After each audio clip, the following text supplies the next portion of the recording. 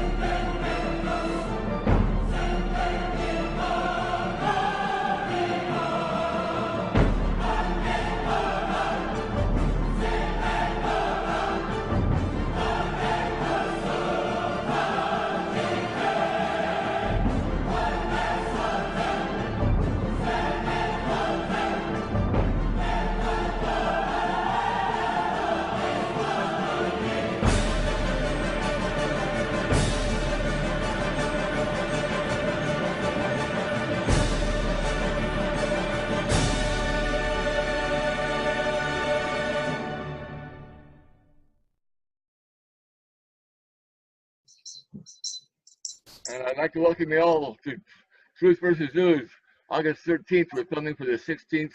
Our 2-hour newscast is the best newscast in the world rated. And thank you so much for your comments here in Seattle and the United States and around the world. We appreciate everybody who watches and shares this show. And you've got a lot to listen to and take notes on and share. So let's get started with our fantastic panel of Pet Stewart and Scott and Mike. Go for it, Jim. How's President Trump doing right now? Thank you, Don. Thank you, Don. Donald Trump has condemned racism on the anniversary of the Charlottesville riots. We find a woman, Susan Bro, who was supposed to be Heather Heyer's mother, being widely featured. It turns out, ironically, that the woman playing the mother of Heather also played the mother of a teacher who died at Sandy Hook. The mother of alleged victim Heather Heyer, but haven't we seen her before? Compare her with the Sandy Hook mother. We let the two images overlap each other, change the transparency, a perfect match. It seems that Susan Bro, the mother of Heather Heyer, and Donna Soto, the mother of Victoria Soto, a teacher who is alleged to have died at Sandy Hook, are one and the same. We also find that they have misidentified the driver, the Patsy, the 20-year-old diagnosed schizophrenic wearing dark prescription glasses, wasn't driving the vehicle, but rather a 32-year-old military veteran who commands a battalion in Ohio. We also have a staged photograph that was sent around the world. In fact, this didn't actually happen. There were 2 or even 3 takes, one with a single vehicle without a black Toyota beside it, Another where the vehicle, the Dodge Challenger, crashed into two previously parked vehicles that had no drivers so they wouldn't be injured. This was a photoshopped image that was sent around the world. We also have the claim that the two Charlottesville, Virginia state cops died, but actually they survived their helicopter crash. We even have a video of them walking away still in their flight uniforms, you can see there. If you want more about it, check out my blog, Fake News. The New York Times celebrates a Charlottesville stuntman, a shop photo and a crisis actor who made her debut in Sandy Hook. This has been tweeted widely now, and I gather retweeted over 100,000 times. Scott. Yeah, Jim, your work in this area has been exceptional. I don't think anybody really blew the lid off as well as you did in laying out the Charlottesville PSYOP, and I was honored to be a contributing chapter writer of that.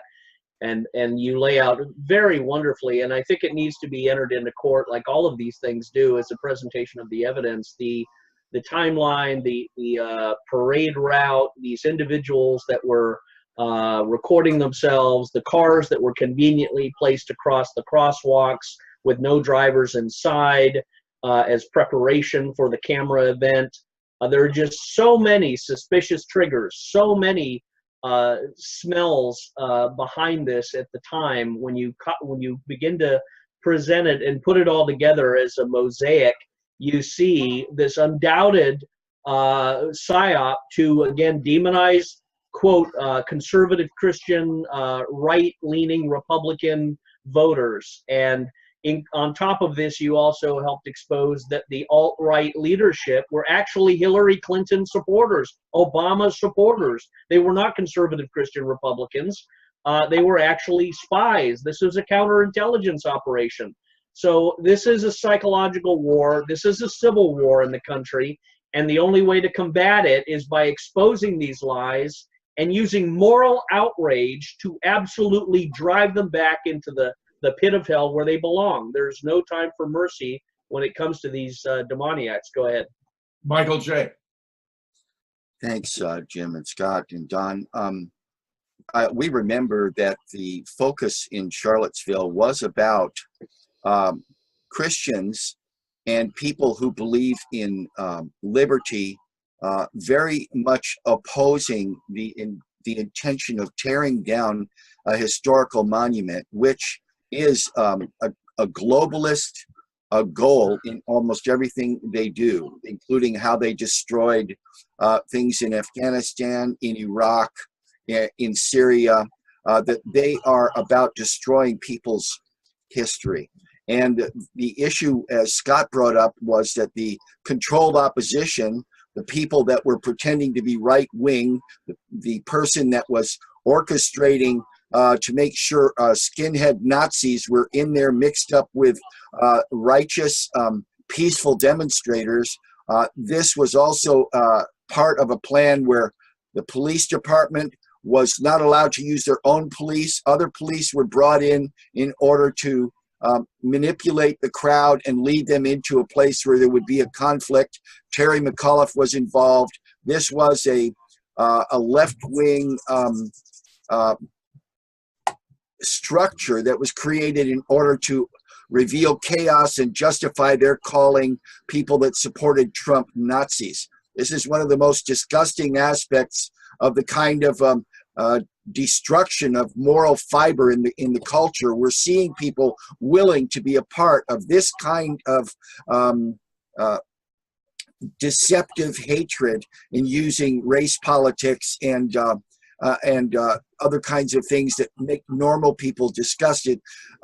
We are about exposing these false flags. And honestly, Jim, I'm wondering when we will start seeing lawsuits against these professional protesters and against these crisis actors who have been involved, like with Sandy Hook, in gathering millions of dollars based on false flags for the so-called victims when they themselves were just being a part of a propaganda trick to try to destroy our sense of the right to the Second Amendment.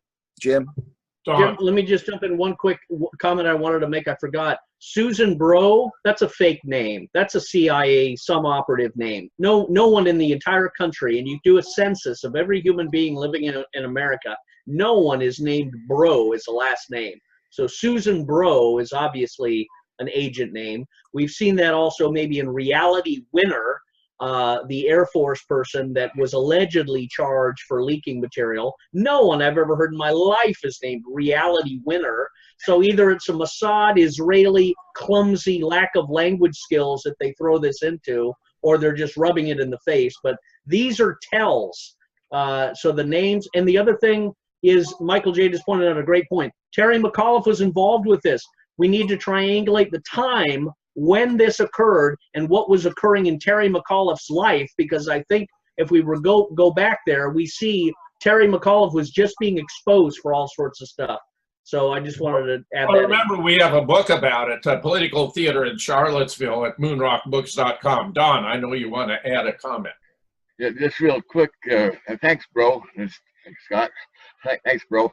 Anyway, it seemed like the media was all over this first anniversary coming up.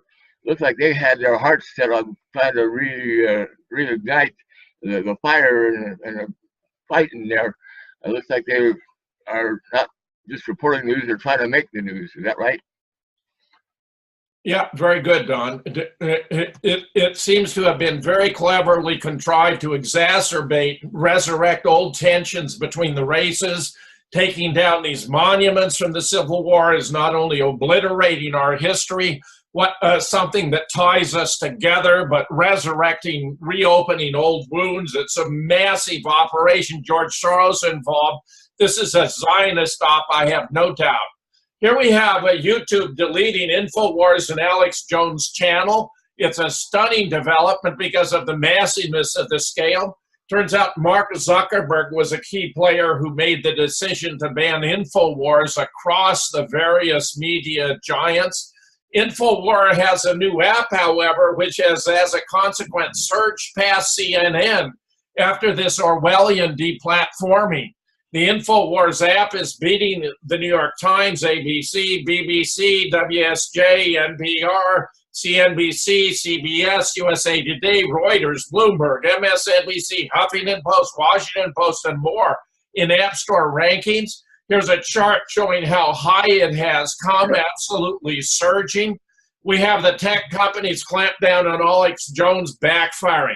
Thank you, Apple, Facebook, YouTube. Alex Jones now claims 5.6 million have subscribed to the InfoWars newsletter in the 48 hours after the tech giants who have blocked him. In an exclusive interview with the dailymail.com, he launched an expletive-laden rant claiming the Democratic Party staged a desperate onslaught, says he's a sacrificial lamb who's been likened to Hitler for the purpose of a wider attack on free speech. I think it's slightly more complex than that and related to the trial, but we have this fascinating development. Even the New York Times is acknowledging the app is trending, and they cite an expert. This is such a niche app with niche content that for it to make that sort of jump means it's become very interesting to a much broader audience, says Jonathan Kay, co-founder of Apptopia, an analytics firm. Essentially, it's gone from being niche to being mainstream. Fascinating. Scott. Well, the war on Alex Jones that has been launched by Facebook, Mark Zuckerberg, by Google, by YouTube, Twitter, I think is the only one that hasn't banned him yet. But all of these large tech Silicon Valley firms, we know are Hillary Clinton supporters. We know they're godless sort of Democrat technological humanists, and that's a bubble waiting to burst again for the second time. And everyone, I think, has an instinctive dislike for these personalities in these tech companies. That's why Google's bus was pelted with rocks and I think BB and pellet guns several months ago because of the revelations that they were recorded by Ken O'Keefe as saving people's pictures and doing invasions of privacy. So people have an instinct to tar and feather these high-tech, arrogant punk kids that are richer than the devil, their father. But I think their days are becoming increasingly numbered, and I think that's wonderful news that Alex Jones has emerged from this stronger. We don't agree with everything that everybody says, but where they do speak truth, we find agreement with them, and we're always very cautious, and we don't get sucked into anything. But this is a team effort. This is a civil war, an information war, and we're all approaching on the Nazi headquarters from various angles, presenting our experiences, presenting our truths, and relying upon, you know, our integrity and the integrity of those that we associate. So I think this is a good time to close ranks. And I think the app that InfoWars has, I think, you know, Truth versus News and your work, Don, and me and Michael J. and Don could probably create something that rivals the app that Alex Jones is doing, because I think we give even better insight than he does, because we don't back away from anything. We lay it all open. The fresh air and sunshine cleanses everything. Go ahead. Michael J. Well, I think that what Scott is saying is a transcendent thing is happening in the world today because of the internet, because of the interconnectivity. And if it was just Alex Jones that was shut down, that would be one thing. But the issue is they went after the Ron Paul Institute. They went after a whole bunch of people. They're shutting them down. They're demonetizing. They are very much, I believe, they are very much in a panic mode, attack mode, because there are so many things coming out right now where the Q phenomena is making various claims that were gradually built up to this point, because there's going to be a release of information and we're facing the midterm elections. So I think what's going on right now, and some people have explored this, some people have cautioned that these people are panicking so much that it may be that shutting down these things is a precursor to some kind of very serious false flag. And I'm thinking that America right now is in a precarious place, not because many more millions and millions of people understand the truth only, but because people that are controlling these huge platforms and being controlled also by the CIA and the globalists, these people are realizing, because they have access to NSA figures and things like that, they're realizing that their time has never been shorter before. And I think we're looking at, you know, a threat level indicator here with shutting down these venues. Jim?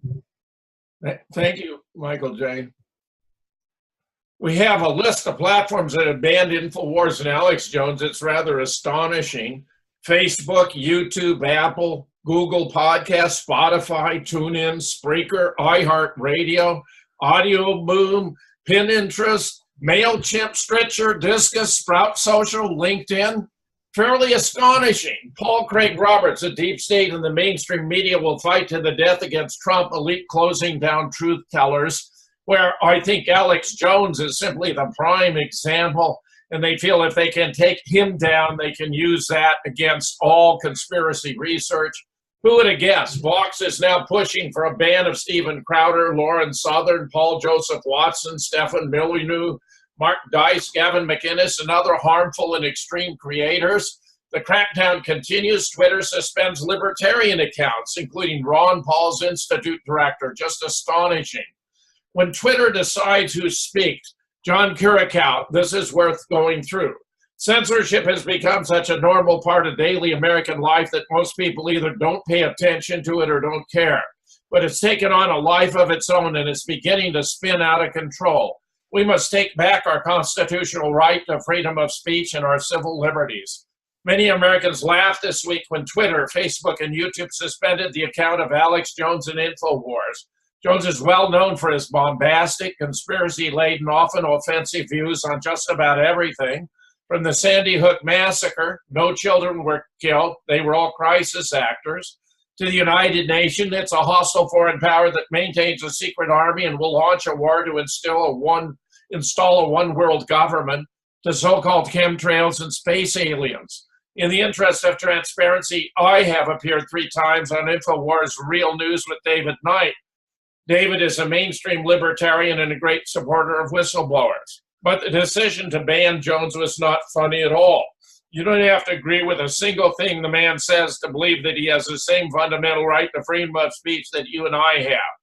When news of the ban broke on August 6th, I was surprised at how few of my friends objected to it. Indeed, many gloated over it. I felt exactly the opposite. I was infuriated. And the next day, on August 7th, Twitter permanently banned my friend Peter Van Buren from the site. Peter Van Buren is a renowned State Department whistleblower, 24-year Foreign Service veteran who also led a provincial reconstruction team in Iraq. He has written extensively about waste, fraud, and abuse at the Department of State and published a well-received memoir in 2012 entitled "We Meant Well: How I Helped to Lose the Battle for the Hearts and Minds of the Iraqi People." As Secretary of State, Hillary Clinton tried mightily to fire Van Buren for that memoir, even though the State Department publication review staff approved its release. She tried to confiscate his pension after a lawsuit on his behalf by the American Civil Liberties Union and the Government Accountability Project, was he allowed to retire with his pension. Twitter, however, doesn't have to answer to anyone. It's a private company, can do what it wants. Last week, Van Buren got involved in an acrimonious exchange with the government, lying with mainstream journalist Jonathan Katz, a freelancer who writes primarily for the New York Times, Politico, and Slate. Katz apparently reported Van Buren to Twitter, which quickly banned him for life, saying he had harassed and intimidated or used fear to silence Katz. No such thing ever took place. Because of the permanent nature of the ban, every one of Van Buren's tweets from the past 7 years has been deleted. Twitter's action turned out not to have been limited to Jones and a buddy of mine. The company went on yesterday to suspend the accounts of Scott Horton, a prominent radio host, director of antiwars.com and great friend of whistleblowers, and Dan McAdams, a highly respected former congressional staff member and executive director of the Ron Paul Institute for Peace and Prosperity. I know both of these men well, and I would stake my reputation on their decency, honesty, and integrity. Twitter suspended them because they came to Van Buren's aid. There's an even worse result from Twitter's actions. InfoWars this week had promoted a petition asking President Trump to pardon Julian Assange. In just 48 hours, the petition was signed by nearly 40,000 people.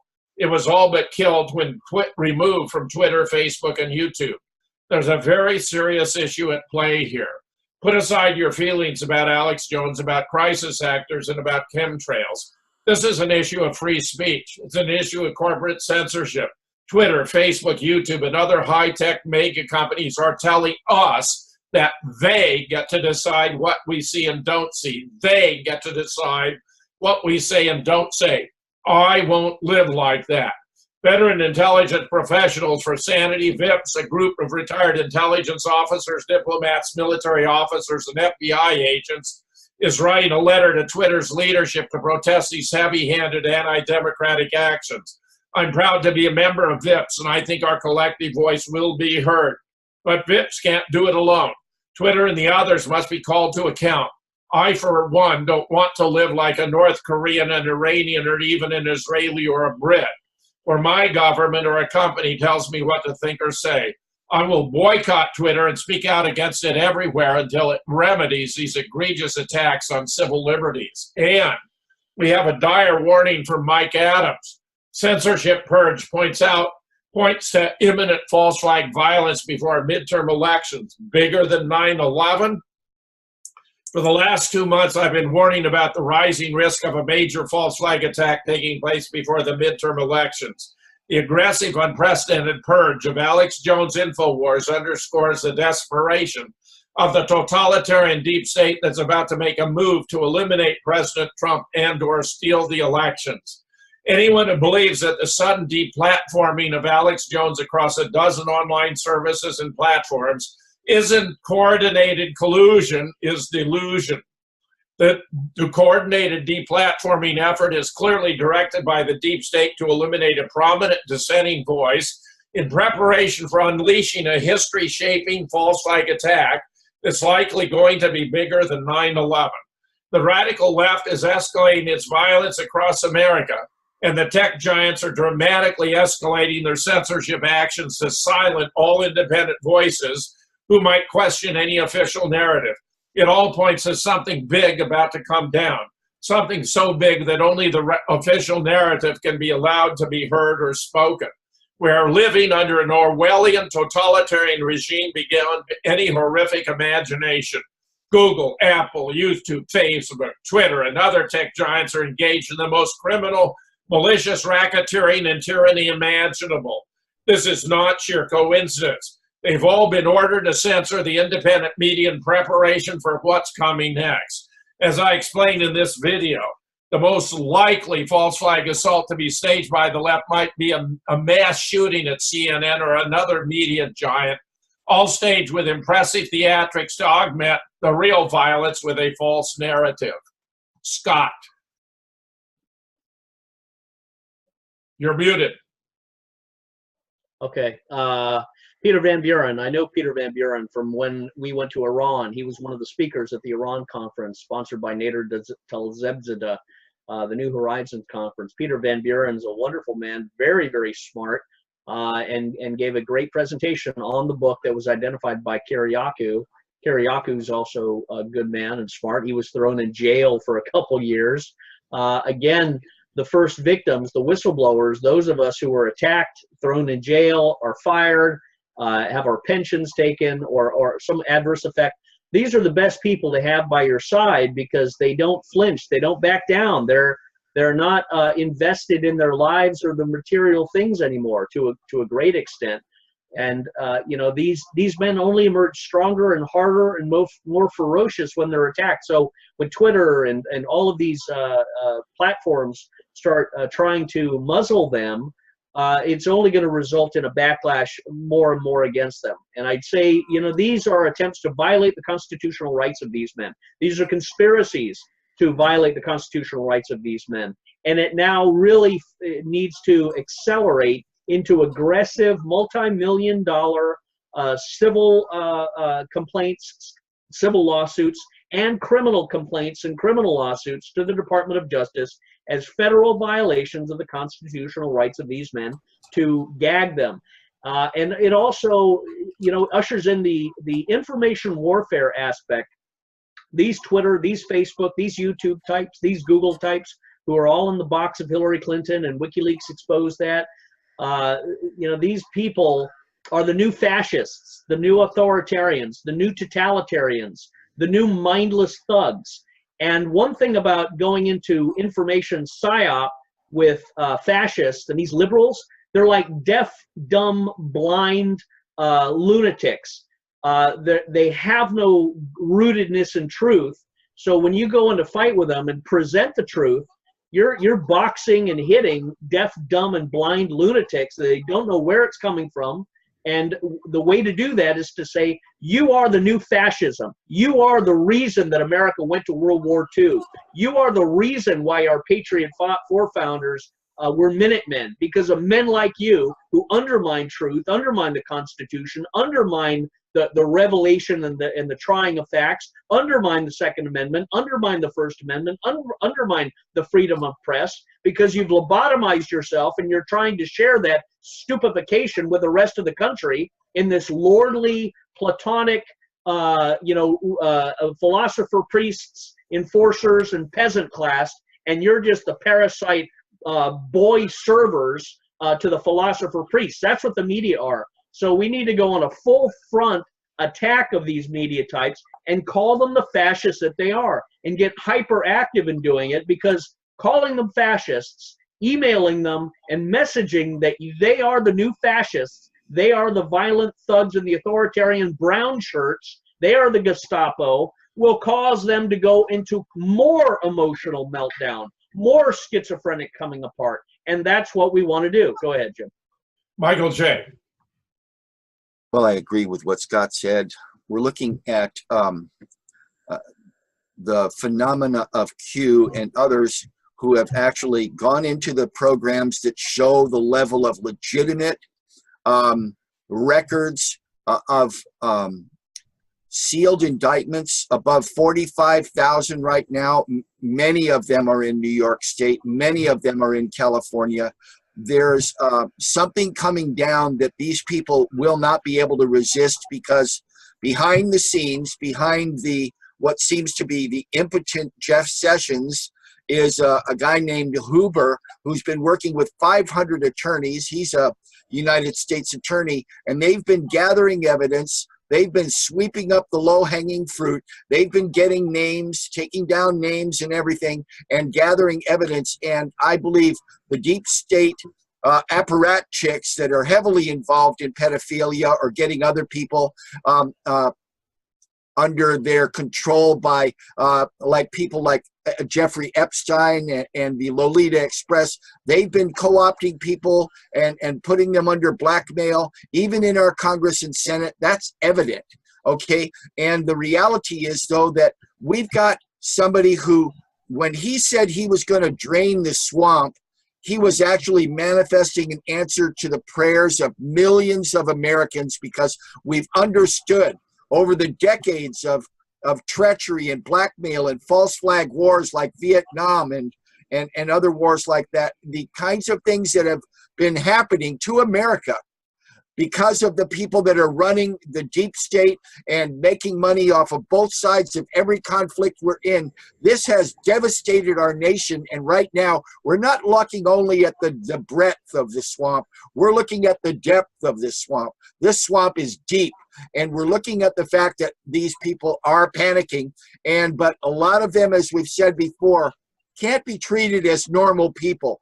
They've let go of their humanity. They don't have a conscience. We saw them murder 3,000 plus people on 9/11 and then use that false flag to justify murdering probably over 30 or 40 million people, innocent people in the Middle East, for their new world order, as I like to say, Jim, their noxious worldly odor.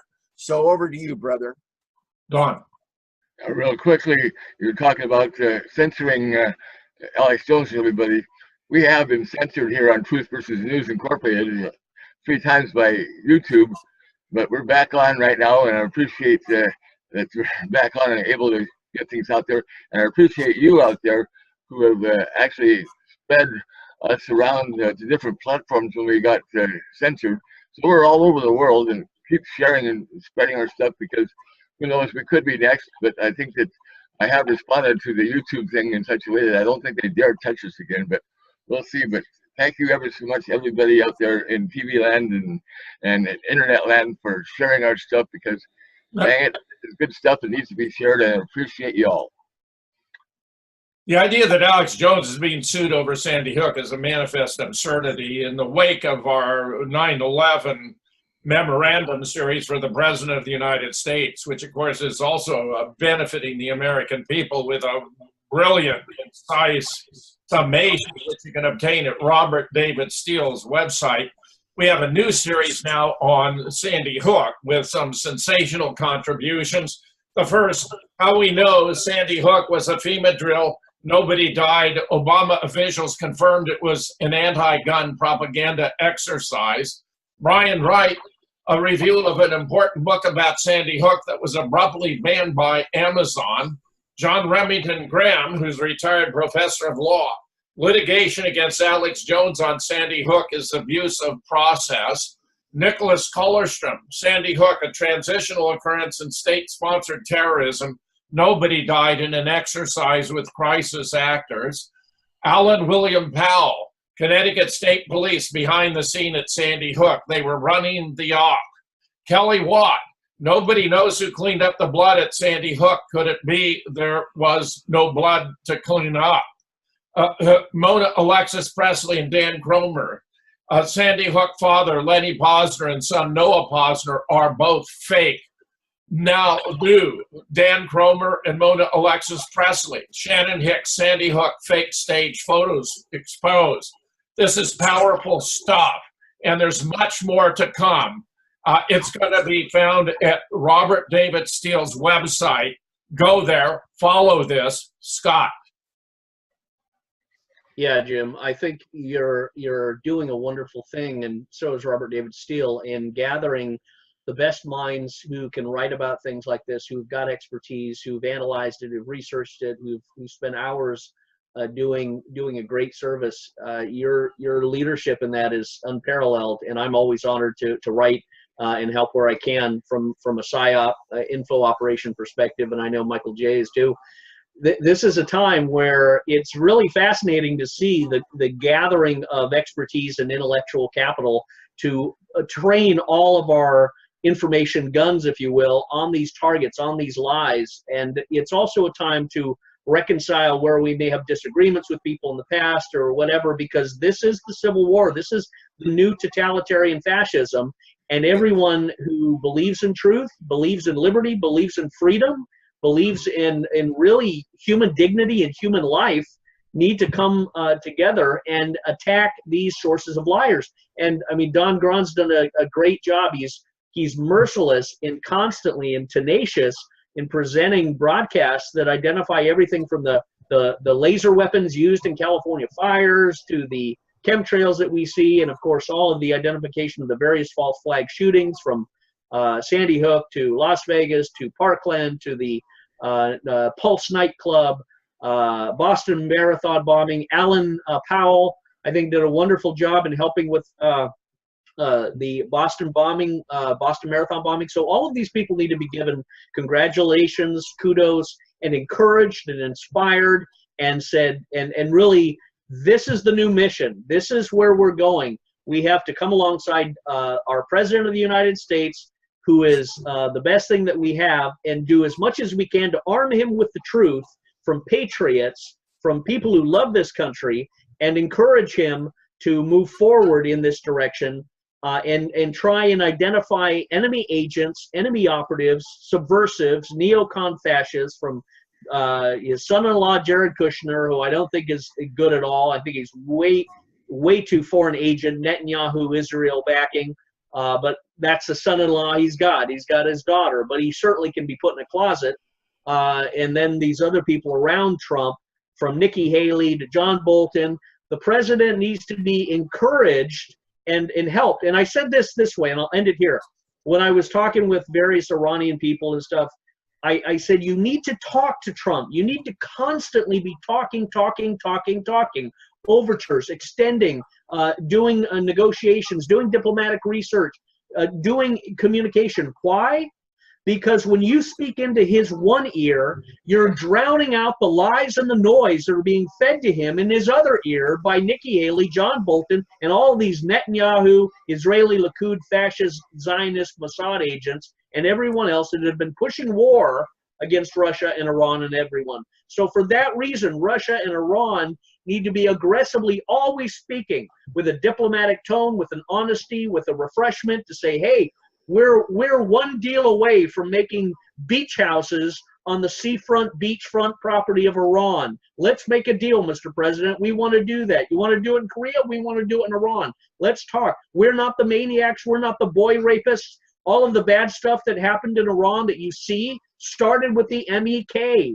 It started with a terrorist group, a jihadist group that does not represent Iran. So when Hannity and Giuliani and all these people go and celebrate MEK, they're really celebrating the worst terrorist elements. So, you know, that we need to separate these truths for the president. And that's our duty. That's our mission. Let's continue on. Go ahead. Michael J. My mother used to work in the Pentagon, and she was a secretary. Her reports went directly to the desk of the president in World War II. But she encouraged me. She had an old typewriter. She encouraged me to learn how to type, and there was this saying. It said, "Now is the time for all good men to come to the aid of their country." Anybody remember that? Oh, yeah. So the reality is this is the time. I want to use what Scott said as a springboard here, because really this is about a character called Everyman. This is about people realizing that the violent narrative coming out of the Mockingbird media, all of their words of hate, all of the programming that's gone into Obama's secret army where he's been raising up people and bringing in Muslim terrorists into America. All of the words that are out there putting people down and calling us Nazis are a trigger area. Why? Well, because normal psychology, human psychology, and anybody who understands human behavior realizes that verbal violence always precedes actual violence. These people are manifesting a hatred for America. But there are many, many more millions of people. There are millions of Americans who don't want to see a civil war, but they're realizing that the issue is these people are not subject to reason anymore. They cannot reason. They've been actually overturned in themselves. They're already triggered. And if you see the way they're hitting peaceful demonstrators with bats and rocks and bags of urine and other stuff, if you see this, you understand that this kind of civil war is what the deep state wants. But the American people need to rise up alongside President Trump. They need to stand up and they need to start encouraging their neighbor to realize that this is not Leave It to Beaver anymore. This is not that America anymore, but we want to go back there, and we're not going to allow a bunch of sociopathic, mentally aberrative creatures to change that. But it's up to Americans. It's not up just to your neighbor. It's up to every American to understand the kind of danger we're in. Jim. Don, did you have a comment? Real quickly, it would be good to go back to those happy days, but even back in the 60s, that's when JFK got assassinated, and things were happening behind our backs. We just weren't aware of it because we were so happy.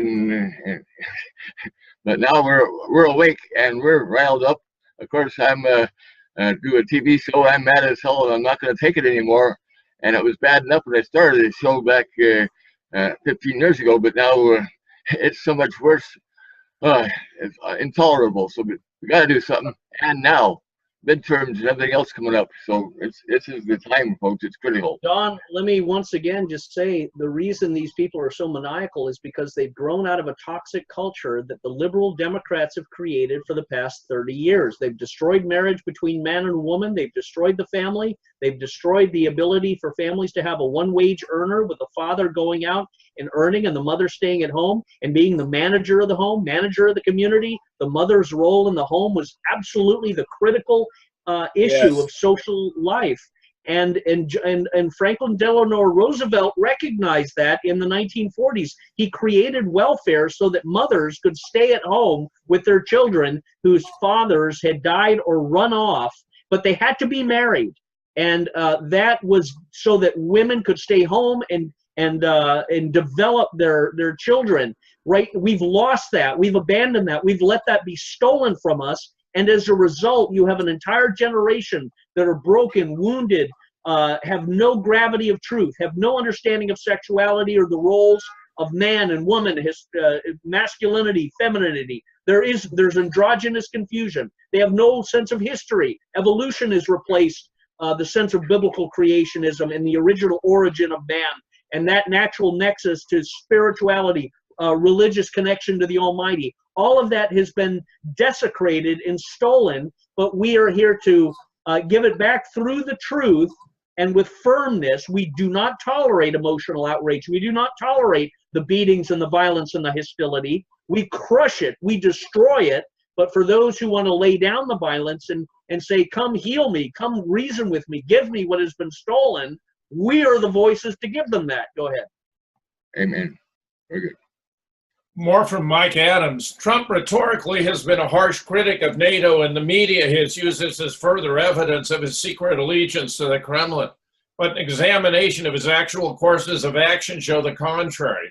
NATO has already expanded to include Montenegro in its membership, and Trump is sending arms to Ukraine in its war against pro-Russian separatists. The National Security Council added an additional $200 million worth in support immediately following the Helsinki summit, in a move the Obama administration had opted against. Even a senior fellow at the Atlantic Council, a NATO-funded think tank, assessed that Trump has taken a very hardline stance on Russia, despite the photo opportunity with Putin. After all, the summit did not result in the lifting of sanctions or the recognition of Crimea as Russian territory, as some predicted. Apart from his rhetoric, what policies has Trump enacted that appease Russian interests? If his statements and policies diverge, what remains a mystery is the intention behind his dialogue with Russia. Many speculate it's an effort to realign Washington with Moscow to halt the ascent of China while driving a wedge between Iran and Russia. While Putin may have rebuilt the Russian economy, the claim that Moscow has become a rival superpower is greatly exaggerated. Washington's main geopolitical challenger is China. Obama's pivot to Asia turned out to be a catastrophic failure, as did the attempt to oust Assad in Syria, and desperation moved to covertly back the failed Gulenist coup in Turkey. Regardless of whether Trump's move is to reset U.S. foreign policy or the unlikely possibility Putin would ever agree to an alliance against China, the imaginary Russian collusion narrative is a subterfuge that benefits Israel. It is either inadvertently or purposefully concealing the principal guilty party and meddling in the U.S. election, Benjamin Netanyahu and Israel. We have an interesting piece by Mark Thiessen, interestingly too, published in the Washington Post. The Democrats' rhetoric is just as dangerous as Trump. This week, a New York man, Charles Bayon, was arrested after leaving threatening messages for House Majority Whip Steve Scalise and Conference Chairman Kathy McMorris Rodgers, promising to go after their families and feed them lead. When police raided his home, they found 200 rounds of ammunition, as well as receipts for an assault rifle and handgun and books with titles such as How to Create a Foolproof New Identity, Middle Eastern Terrorist Bomb Designs, and Silent but Deadly Instruction for Making Homemade Silencers. This is the same Steve Scalise who barely survived an assassination attempt last year when James Hodgkinson, a former Bernie Sanders campaign volunteer, fired at least 70 rounds in his attack on Republicans practicing on an Alexandria, Virginia field for the annual congressional baseball game. Scalise was shot in the hip, spent weeks in the ICU, and had to undergo multiple surgeries. It's worth keeping these incidents in mind as we listen to the rising chorus of warnings that the president's irresponsible attacks on the media will result in violence. CNN White House correspondent Jim Acosta recently tweeted, "I'm very worried that the hostility whipped up by Trump and some in conservative media will result in somebody getting hurt." And New York Times columnist Bret Stephens warned, "We are approaching a day when blood on the newsroom floor will be blood on the president's hands. Let's pray something so awful never comes to pass." But by that standard, the blood on the Alexandria field was blood on the Democrats' hands. Before shooting Scalise, Hodgkinson joined Facebook groups such as Join the Resistance Worldwide, Terminate the Republican Party, and The Road to Hell is Paved with Republicans. He posted that Trump is a traitor and Republicans are the Taliban of the USA. Where did he get the idea to compare Republicans to terrorists? Well, just to give one example, during the 2016 campaign, Hillary Clinton compared Republicans to Al-Qaeda and the Taliban, declaring, "Now extreme views on women we expect from some of the terrorist groups. We expect that from people who don't want to live in the modern world, but it's a little hard to take from Republicans." And Bayon, the man who threatened Scalise and McMorris Rodgers, was reportedly driven to rage over Trump's border policies. Many Americans were outraged by the horrific policy of family separation, but it's inexcusably irresponsible for those such as Senator Dianne Feinstein to compare Trump's policies to those of Nazi Germany and the detention centers along the U.S.-Mexico border to Hitler's concentration camps. It isn't difficult to imagine how an unbalanced mind could be influenced by overheated rhetoric by people in positions of authority. Let's be clear. No individual Democrat or Republican is responsible for the violent actions of a deranged person. We are all collectively responsible, however, for creating the climate of hatred that's permeating our politics today. Those who called Republicans Nazis and terrorists and Trump supporters deplorables who don't like black people getting rights are just as guilty of feeding this climate of hate as those who call journalists the enemy of the people. Here's an idea. If we are really concerned that the state of our political discourse is going to get someone killed, then maybe people on both sides should cut it out. I've been outspoken in my criticism of those on the right who engage in divisive rhetoric. It would be nice if voices on the left would do the same on their side. Journalists are not the enemy of the people and don't deserve to be called such. But while they express understandable outrage over being labeled enemies, they should also be doing a better job of calling out Democrats who compare Republicans to our actual enemies. Because demonizing our fellow Americans is not wrong and dangerous only when Republicans are the ones doing the demonizing. Scott. Well, Dianne Feinstein certainly can comment about concentration camps because I was in one, and I wrote Dianne Feinstein. I wrote Senator Bill Nelson out of Florida, the state from which I was grabbed and illegally arrested by the Obama administration. I wrote Bill Nelson and told him about Shell Game, the Hillary Clinton Foundation, State Department, Department of Justice, Eric Holder, Lanny Brewer, Covington and Burling nexus of terrorist financing involving Saudi Arabia, Qatar, Kuwait, and a variety of other countries. I wrote Senator Bill Nelson about that out of a patriot officer of the United States Army's duty to support and defend the Constitution of my fellow soldiers that were being crippled, castrated, deformed, dismembered by these operations that were being financed by Saudi Arabia, that was being backed by the Israelis. And what did Senator Bill Nelson do? He wrote Senator Feinstein and said, who is this Scott Bennett guy? Why does he know this? Why does he have a clearance? He didn't talk about the substance of the report, but he certainly put a noose around his neck and Dianne Feinstein's because he communicated to her my report, and she was the chairwoman of the Intelligence Committee of the Senate. She did absolutely nothing. She aided and abetted the enemies of the United States by allowing the continuation of terrorist financing, and for that, she should be shot for treason, and I'd be honored to pull the trigger.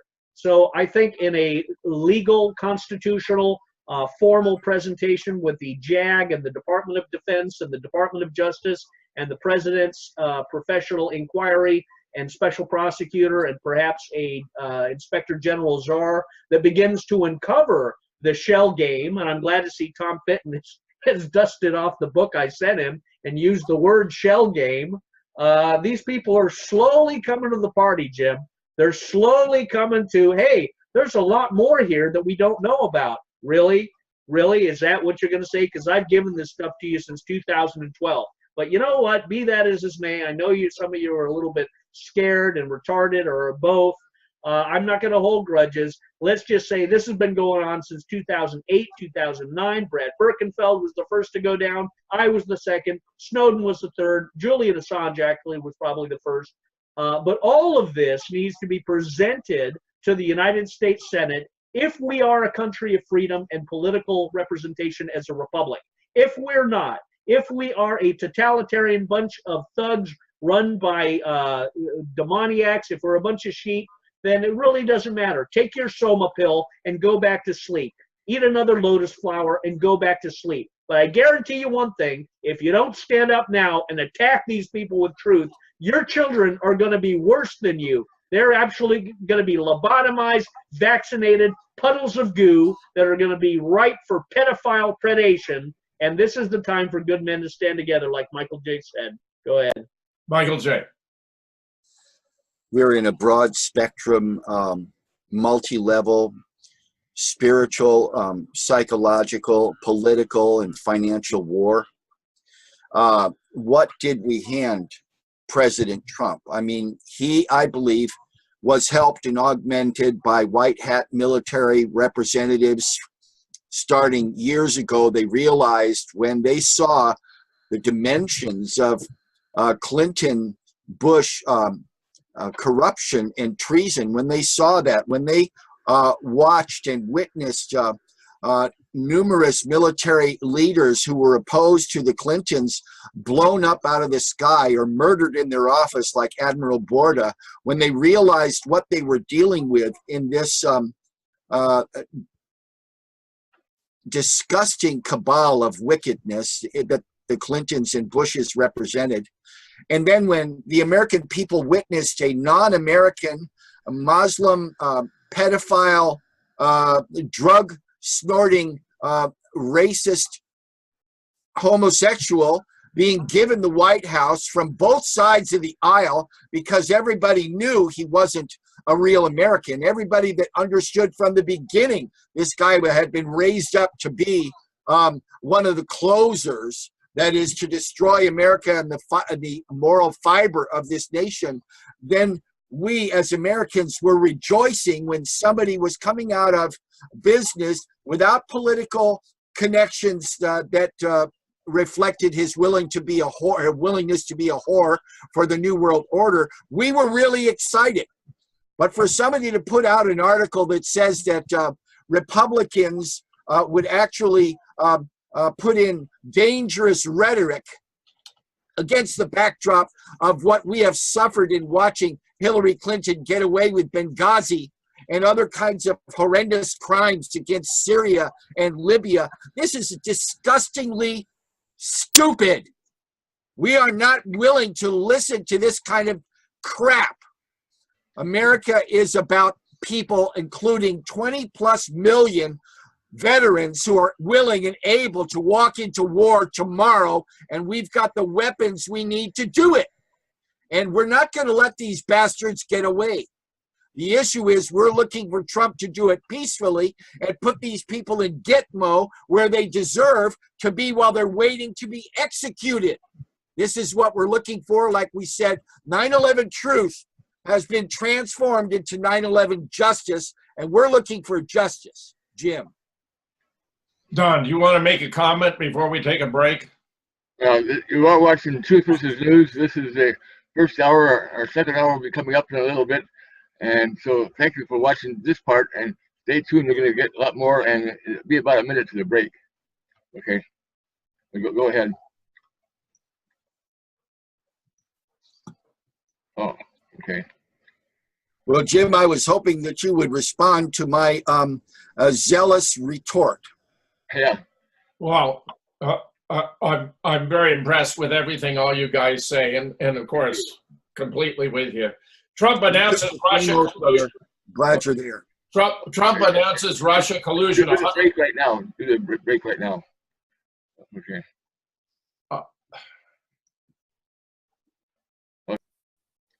Okay. Should we start again? Trump announces Russia collusion, 100% real, but it came from the Clinton camp.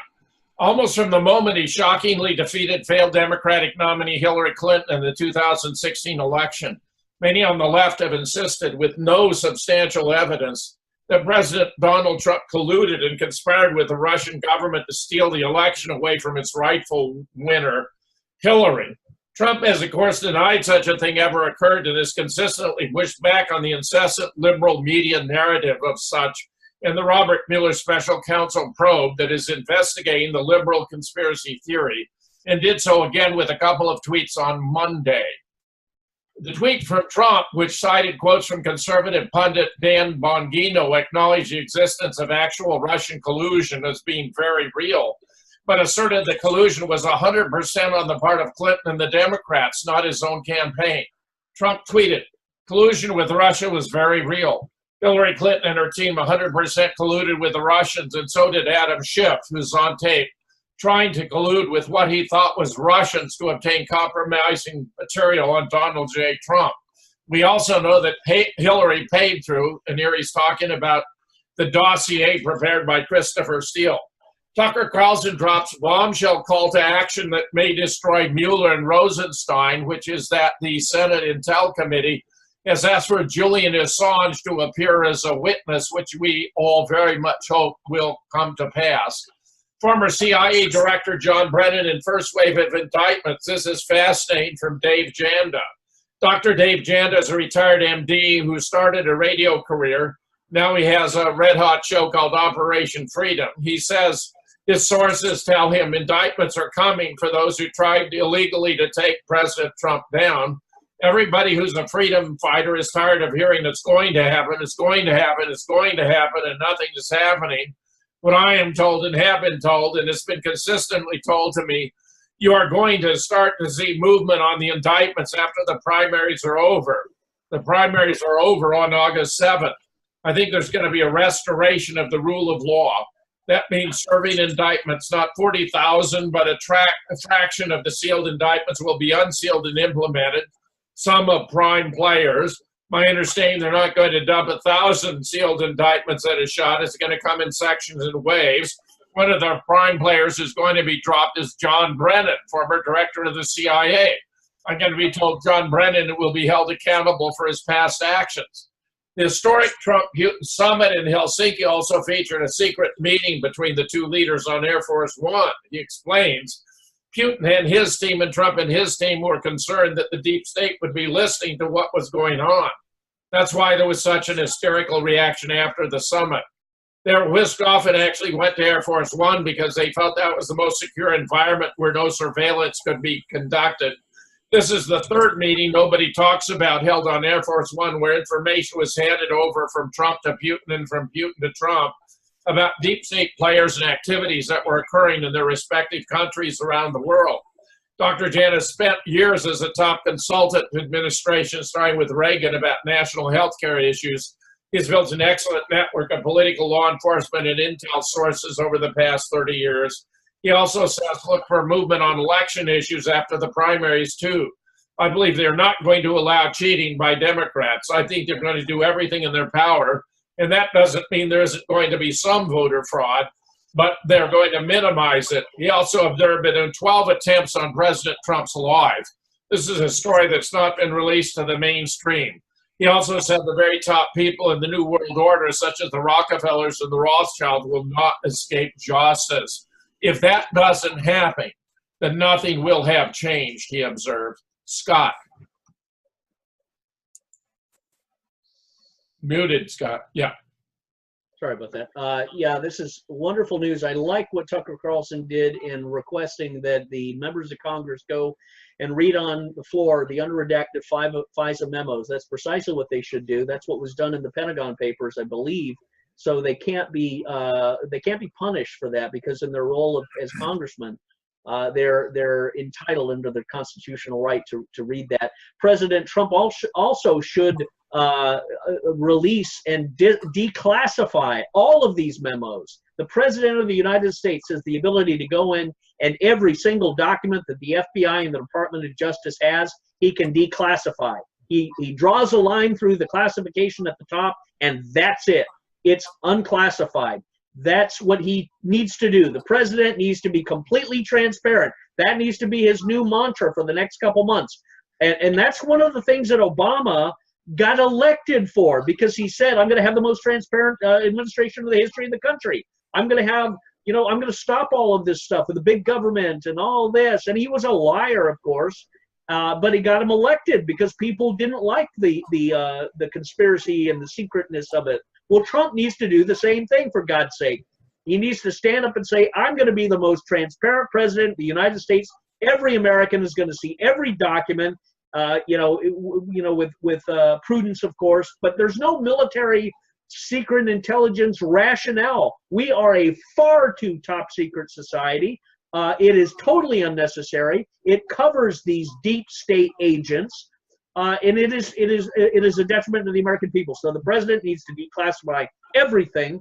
And these members of Congress, if they're worth a damn, and let's see if Rand Paul takes the lead. Rand Paul needs to stand up and read every single FISA document and hand it off to those men who are worthy. And hopefully there'll be a few women that stand up and read these FISA documents. Read it to the American people. This is our freedom. This is our Constitution. This is exactly what civil wars are all about. When the agents in the government, the Department of Justice and the FBI and the CIA under Brennan and others conspire to damage and harm and imprison Americans, this is what civil wars are about. And it needs to be said that way. I know Brennan. I wrote about Brennan in 2012, September 2012 in Shell Game. Brennan was the national security advisor to Obama. He knew all about this stuff with the Swiss banks and Hillary Clinton. And that should be the first hanging from the piano wire that Brennan needs to be executed for treason.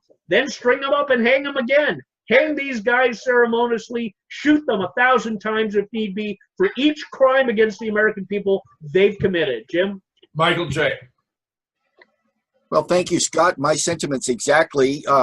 We're looking at an amazing international chess game here. I'm very grateful that Dave Janda brought out that there was a third meeting.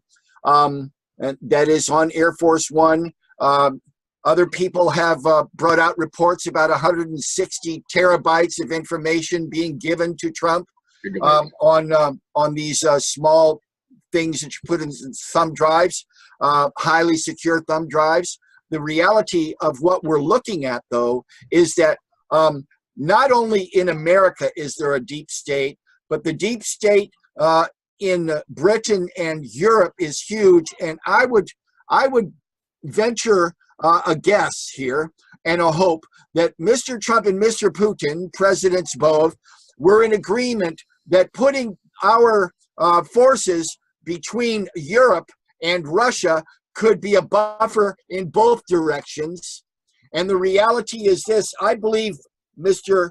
President Trump wants peace with Russia. I believe the posturing is taking place and there's things going on under the surface. And I believe our sending over Senator Rand Paul to Russia with recent missives was about keeping Russia up to date about what we're doing to destroy the deep state. Jim?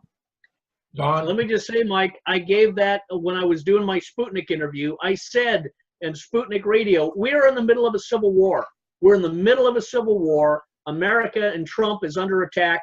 Civil war, civil war, civil war. So that the Sputnik, the Russian audience, would get it, that this is not Trump. We are fighting against these agents that are pushing towards war. So don't fall into the trap, Mr. Trump, and don't fall into the trap, Mr. Putin, by giving them what they want, a war. Go ahead. Don? Real quickly, it seems like all this covering up that's been going on for decades. I mean, that's not the American way. We really are supposed to be have freedom of the press and freedom of and confidence that the people in charge are not acting against us. They're covering up their misdeeds and everything else, like Brennan and people with friends like this and working on our side. Who needs enemies? We got enemies inside our camp, deep rooted. That is absolutely horrendous. These guys should be strung up, I say, sooner than later. Sooner the better. You got it right, Don. Russia denounces new U.S. sanctions as illegal, mulls retaliation. Neocons demand crushing sanctions on Russia. It's simply overwhelming.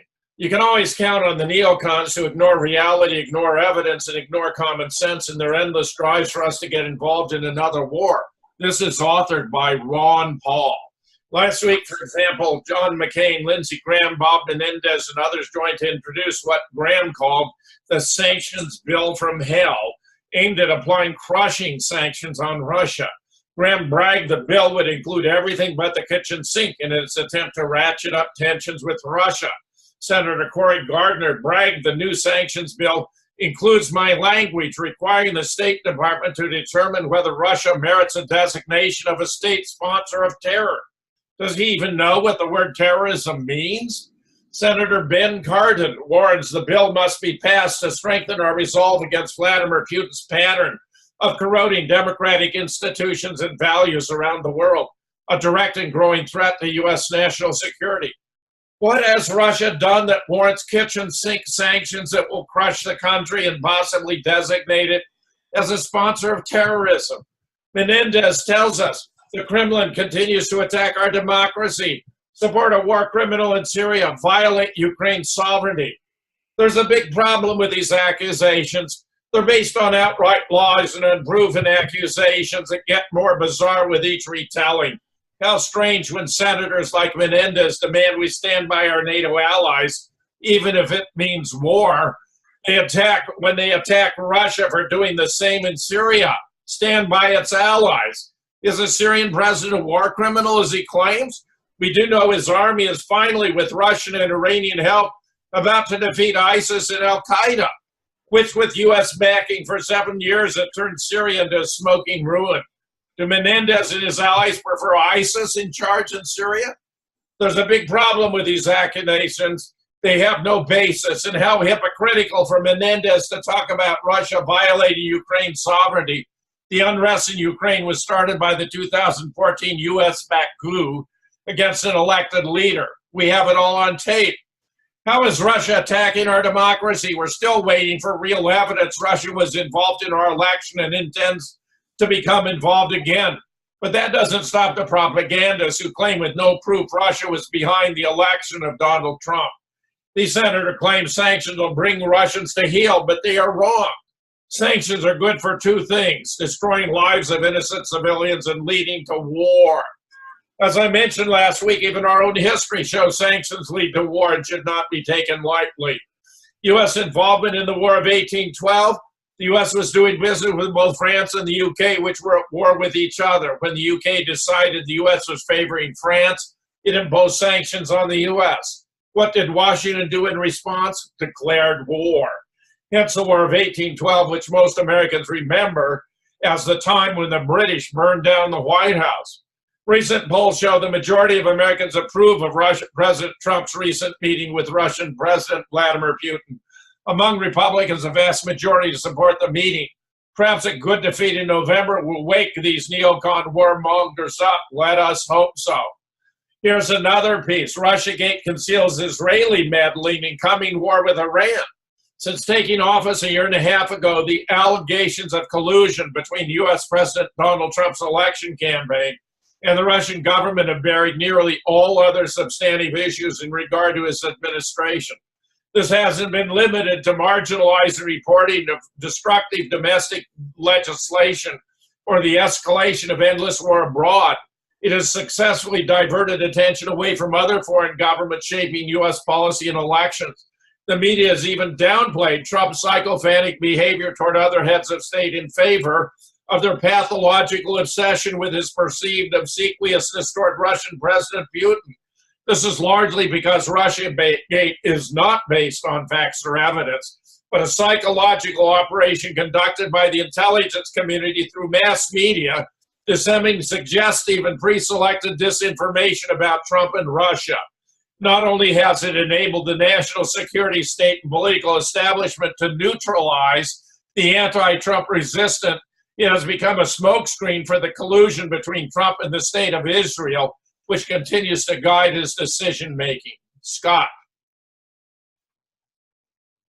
You know, it's interesting. The symbolism, the image that Trump has is taking the Statue of Liberty in its green, tarnished patina and repolishing it to a bright golden brass image. Now, if you can get that in your head, that's a powerful exercise that all Americans, if they see the Statue of Liberty with the green tarnish and suddenly they see Trump polishing that back to its brass originality and defining that as his Make America Great Again political movement, he'll win 50% plus one of all audiences that he talks to, including a large degree of the insane, maniacal, knuckle-dragging Antifa troglodytes, because there is a romance that Trump taps into that only he has the authority to communicate, coming up from the 80s. And I remember him. I read his book.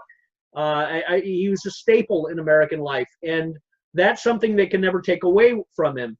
And he needs to return that. He needs to introduce nostalgia. He needs to be more sensitive and sort of more FDR, fireside chattish, and he'll win more people. This Russian sanction thing is absolute lunacy, but it's another aspect of why young people under the age of 55 do not have any animosity against Russia, nor do they have it against Iran. And that is an opportunity to tap into that voting bloc. That's why the mainstream media are going to fail. Nobody wants war or conflict with Russia or Iran except Israel and these neocon politicians that are given their campaigns and their financing by AIPAC, the foreign agent in Washington. And Trump needs to not fall into that trap. This is a trap, a trap, a trap. They are going to try and trap the president into doing something going beyond a bridge too far that Putin and Russia is going to have to respond to, Iran's going to have to respond to. Then they're going to blame him for a war and say, vote Democrat and we'll get us out of this war. So Trump cannot fall into any kinetic military engagements with Iran, North Korea, or Russia at all, but especially before the November elections. He needs to be constantly saying, we're on good terms with these countries, we're developing deals, we've got back channels, America is great again, we're going to have peace, and we're getting out of these endless wars. but we're doing it saving face and securing our future. Jim? Michael J. I totally agree with Scott. I think that that's what we are seeing. I think we're seeing an international dimension of theater as never before seen, because these sanctions and things that are happening between America and Russia must be seen in the context of defanging, if you will, the demonic vipers that are the public serpents in our deep state cult of traitors.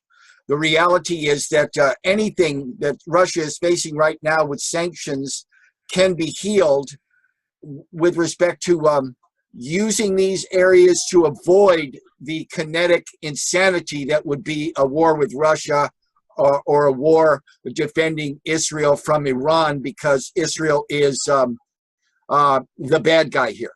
Israel, along with the cult of wickedness in Turkey and Saudi Arabia and those other states, these are the people that the New World Order has been using to bring chaos and destruction into the Middle East. And I believe President Trump and President Putin are looking at opportunities to secure their movement in America, especially in this midterm election, and stop the plans of the deep state from causing some kind of horrendous false flag attack. And what we're looking at is that this is a war for the hearts and minds of Americans, and there's a lot of Americans that are confused. There's a lot of Americans that are still in cognitive dissonance over 9/11. There's a lot of people who would never believe, aside from having some kind of psychotic-induced nightmare, that we would do that to our own people in the Twin Towers and in the Pentagon. But the truth is getting out there, and the truth is permeating the substance of American awareness. It's happening in spite of what has the mainstream media has been trying to do. And I think that what we're looking at is theater that's necessary at this time, and we're going to see a major shift. And we're praying, American Christians and other Christians all over the world are praying against the threats that have been put out there by the psychopaths in fake Israel, like the Samson option, where they would cause other cities to be blown up from their hidden nukes in other cities. So this is a spiritual battle, and we're watching an amazing theater. Jim. Don, did you have a comment?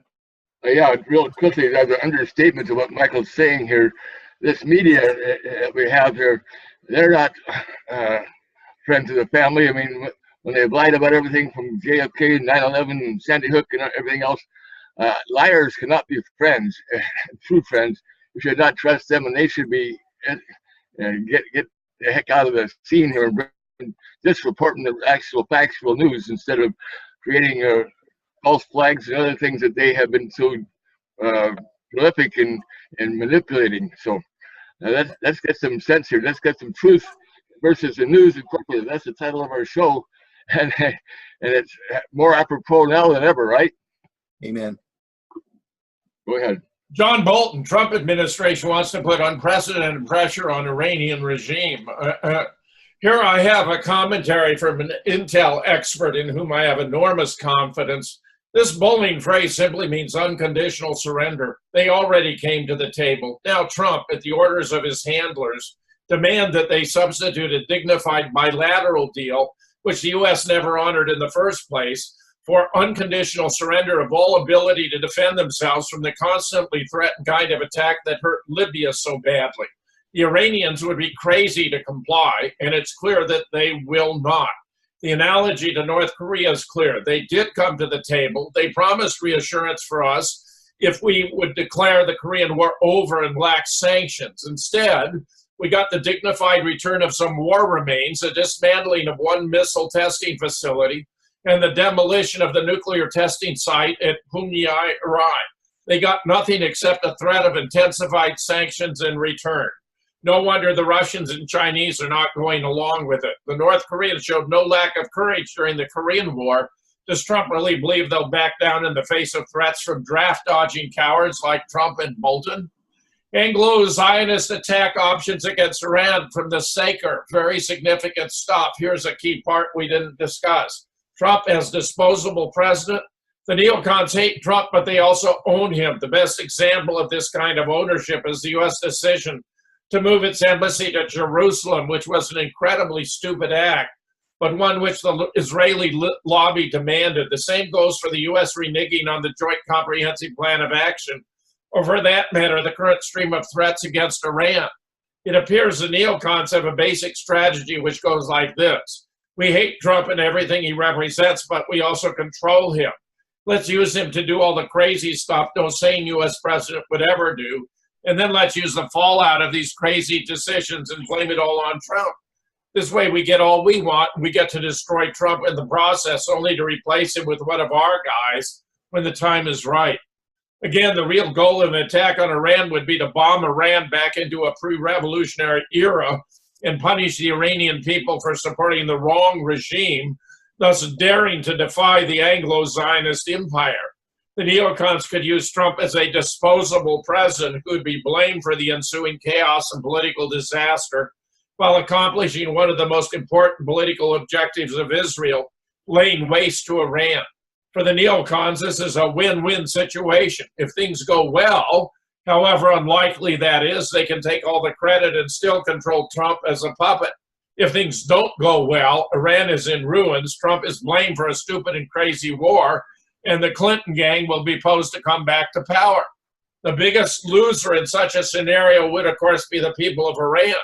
But the U.S. military will not fare well either. For one thing, a plan to just lay waste to Iran has no viable exit strategy, especially not a short-term one, while the U.S. military has no stomach for long conflicts. Afghanistan and Iraq are bad enough. Furthermore, once the U.S. destroys most of what can be destroyed, the initiative will be in the Iranians' hands and time will be on their side. In 2006, the Israelis had to fold after 33 days only. How much time will the U.S. need before having to declare victory and leave? If the war spreads to, say, Saudi Arabia, Iraq, and Syria, will the U.S. even have the option to depart? What about the Israelis? What options will they have once missiles start hitting them? Not only Iranian, but probably also Hezbollah from Lebanon. Former Mossad head Mir Degan was fully correct when he stated that a military attack on Iran was the stupidest thing I have ever heard.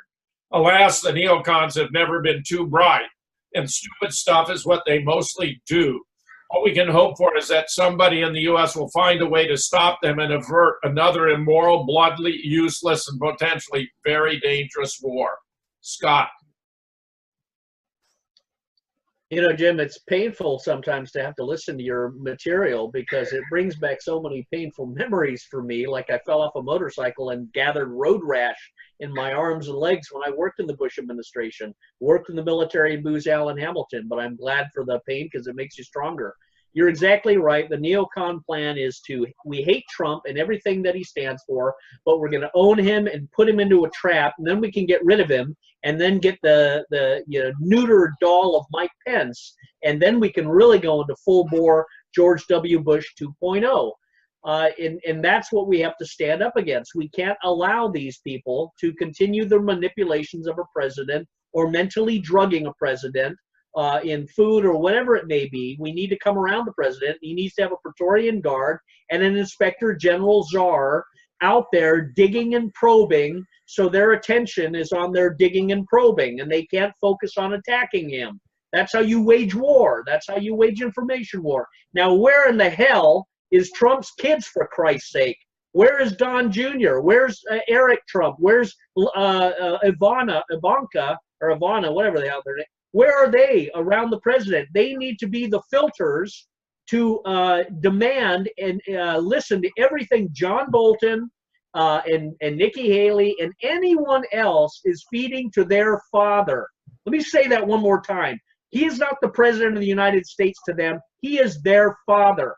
They need to be around their father to say, what do you have to say, Mr. Bolton? I have a top secret SEI clearance my father just gave me, the president of the United States. I want to know everything you're saying, because you are speaking on behalf of Israel, the Mossad, the neocons that are not in the interest of the American people.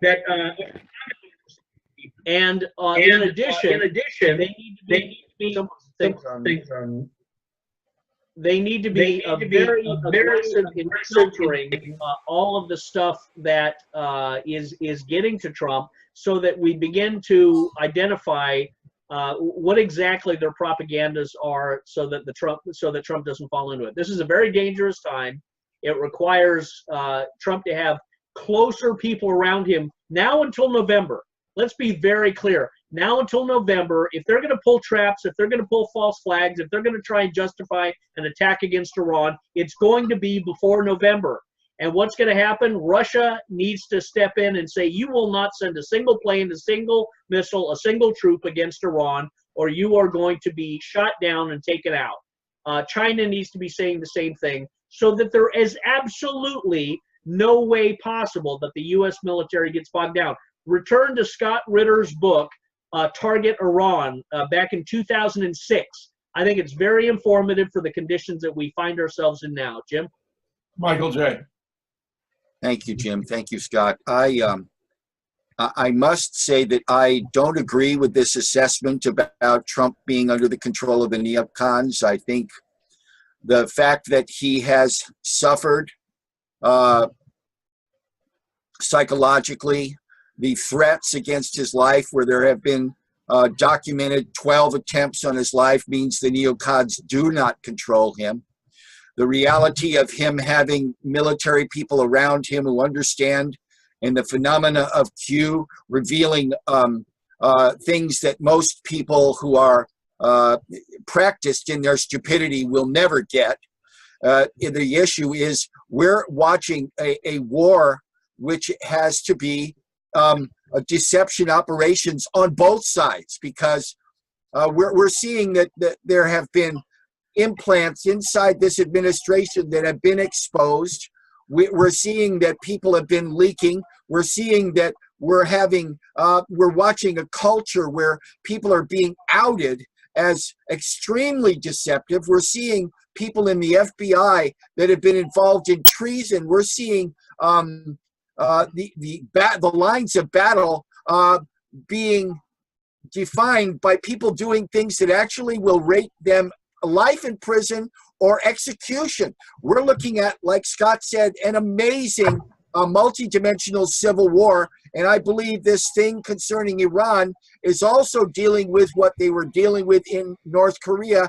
That is, North Korea was under the control of their own deep state, just like America has been. And Iran also has a deep state that has been controlling the narrative. And what we're looking at is, I believe, under the table negotiations in the middle of very dramatic theater.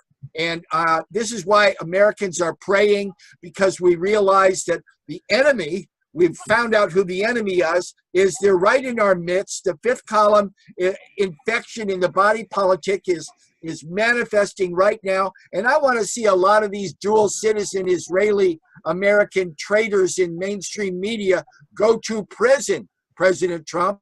Just from me to you and the whole host of heaven, we want them in prison. Amen.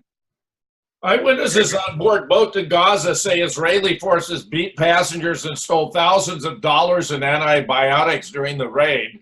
This comes from a doctor, Sweet Pang, who is a medical doctor, was the passenger aboard the Al Avda, a ship headed to Gaza as part of the Freedom Flotilla. It was apparently brutality, robbery by Israeli thugs. We have an Israeli lawmaker slamming morally bankrupt EU for defying Iranian trade ban. This is really insane. The EU is morally bankrupt, and we need to remember that next time they try to lecture us, Mr. Erdogan told Israeli radio. The EU, along with China, Russia, France, Germany, and the UK, was also a signatory to the deal and has not withdrawn. Mr. Erdogan was speaking after EU Foreign Policy Chief Federica Mogherini said the bloc is actively encouraging enterprises to increase their business with Iran. She made the announcement the same day renewed U.S. trade sanctions against the Islamic Republic restarted. As Beirut, Jerusalem reported, Mogherini said it's up to Europeans to decide who they want to trade with and not the U.S. Quote, we're doing our best to keep Iran in the deal, to keep Iran benefiting from the economic benefits the agreement brings to the people of Iran, because we believe this is in the security interests not only of our region, but of the world. If there's one piece of international agreement on nuclear non-proliferation that is delivering, it has to be maintained. The U.S. reimposed stiff economic sanctions on Iran Monday last, renewing pressure on the Islamic Republic despite statements of doubt from European allies 3 months after President Donald Trump pulled the U.S. out of the international accord originally brokered by Barack Obama. Mr. Erdogan, who also heads the Strategic Affairs Ministry, praised the U.S. for reimposing punitive sanctions on Iran that brought back into effect the harsh penalties lifted under the Iran nuclear deal. It would be better if the Iranian regime would disappear entirely from this world, but it would also be a blessing to see Obama's bad nuclear agreement replaced with a better one. In my opinion, there's a good chance of that. We can already see positive results from what Trump did. More U.S. sanctions targeting Iran's oil sector and central bank are to be reimposed in early November. Prime Minister Bibi Netanyahu praised Trump for ratcheting up pressure on the Islamic Republic and called on European nations to follow his lead. It symbolizes the determination to curb Iran's regional aggression and its ongoing plans to arm itself with nuclear weapons, Mr. Netanyahu said in a video released Monday. Is Trump bleeding European companies white because of Iran? From Sputnik News. Just as the U.S. ramps up economic pressure on Iran, the European Union is looking for ways to establish new financial channels to continue doing business with Tehran. Suspension of oil, goods, and services exports from Iran would cost Europe at least $10 billion in lost revenue, the Austrian envoy to Iran, Stefan Schultz, has warned. At a meeting with foreign business representatives in Iran, Schultz said the EU wants to maintain ties with Tehran and keep buying Iranian oil. He added that European companies would like to minimize their losses amid the threats of new U.S. sanctions. It's simply absurd, by the way, to doubt that Israel is controlling U.S. foreign policy in relation to Iran under these circumstances. The best way to keep Iran from any nuclear weapons development is by adhering to the agreement, not abandoning it, which obviously only benefits Israel. Scott. Well, one of the Sputnik articles for next week I want to include is the one that I did in describing the civil war that the United States finds itself in, because this is an ongoing inclusion of domestic policy and foreign policy. We see Trump being pushed into these directions of waging full-on information, economic, diplomatic war against Iran and Russia, while at the same time speaking out the other side of his mouth that he wants good relations and friendship with Russia, and that he would meet with the Iranians anytime. Well, there's a hypocrisy and a duality and a double-mindedness, and a double-minded man is unstable in all of his ways dimension to Trump's strategy. And, you know, being the deal maker and causing chaos and outrage, and then using that as leverage to make a deal may sound good, may work for certain companies, but it may not necessarily work for diplomatic relations between countries, especially Korea and elsewhere. So Trump needs to adapt his private sector deal-making tactics with a certain diplomatic, sensitivity. And it pains me like fingernails down a chalkboard when I see what's going on with Iran, because I was in Iran. Nobody else was in the Trump administration, for God's sake. I was in Iran. I was in it with Phil Giraldi, Mike Maloof, Peter Van Buren, Kevin Barrett, a whole bunch of others. Jim, you've been there yourself. And the Iranian people and the Iranian culture are very good and different and kind people. They are not the Saudi Arabian boy rapist savages. They are a completely different group of people. They're like the Indian Sikhs, if you will. But they're very proud. And when you step on their nerves, it's very hard to come back and reset things.